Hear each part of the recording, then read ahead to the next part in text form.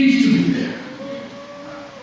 And if you want to know what a church is supposed to do, just look inside the box. A church doesn't have to look at another church to see what the other church is doing to see what it can do. All the church has to do is look in the box. When you look in the box, God has fashioned every church to do something special. You got it? And he does not clone a church.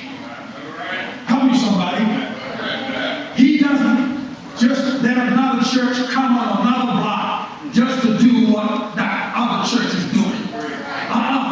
We serve a mighty God.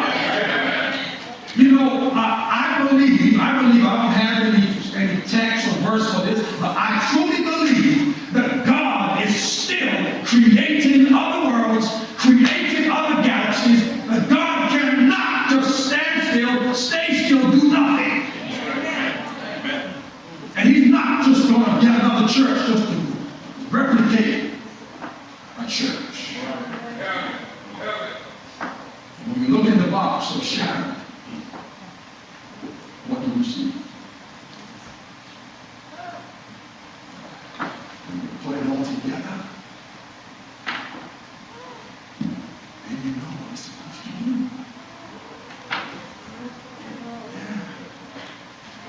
You see, what happens is churches have to resort to being a religious gadget because somebody is sitting down on their hands and saying, I'm not doing it. And so church is going to have to say, okay, what gadget can we come up with now? We need something to get people going. Oh, let's do this. Let's have this. That's a religious gadget. Spiritual fruits, on the other hand, is the work of the Spirit. I haven't decided what I'm going to do. I mean, it's very frustrating sometimes because there are many times, you know, I would pick out a sermon and God would say, no way. And there are times I have to preach that which I do not want to preach. Because I've learned when I stay in the Spirit, I'm on the right path. And that if I go on my own, I'm on another path. And I've learned that when I'm on that path, I stay there too long. It costs me too much. And I've learned my lesson. Now go where the Spirit says go. Have you ever found where you kind of went on your own? How does God bring you back? He brings you right back to the very spot where you left. He says, I'm not going to pass you over. I'm not just going to let you go on to the next grade. I want you to pass this test. I'm your teacher. And I'm the best teacher, God says. And I have prepared you so that you can ace every single test.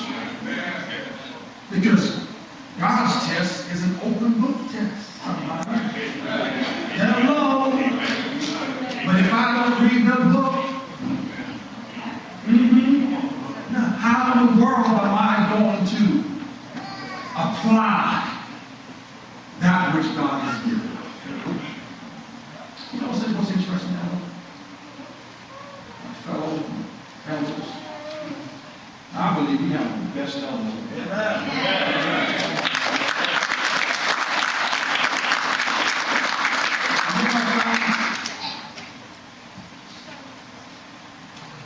This is what's going on right now in the south side of Vegasville.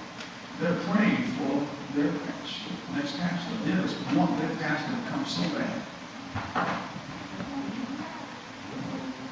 Weren't you in that position? You said, but what's interesting,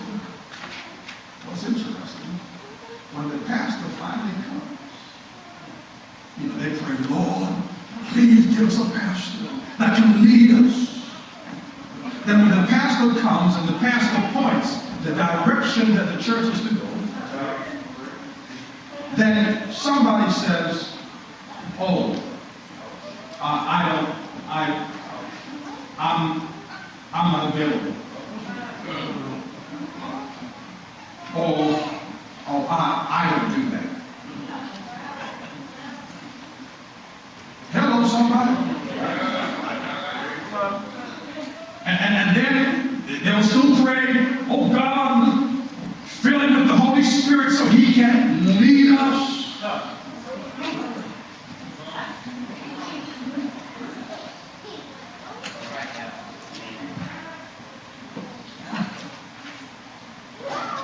It's amazing. That's human nature. We better ask ourselves,